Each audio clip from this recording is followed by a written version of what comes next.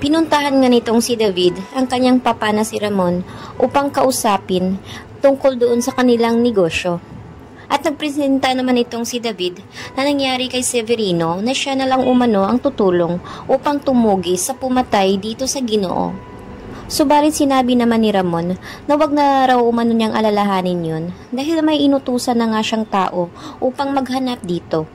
Subalit ay ang kinagugulat nga nitong si David ay sinabi nga ni Ramon na ipaghihiganti nga niya itong si Severino at hindi siya hihinto hanggat hindi nga niya mahanap ang sinasabi nga ni Severino na si David.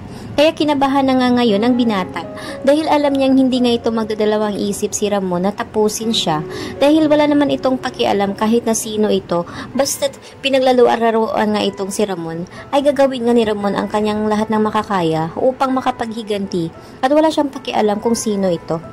Kaya't kinabahan na nga itong si David dahil alam niyang nanganganib na ngayon ang kanyang buhay.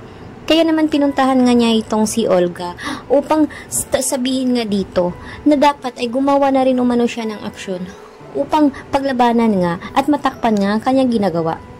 Subalit na sinabi naman ni Olga na dapat siya na raw umano ang maglinis ng kanyang kalat dahil siya naman raw ang gumawa nito.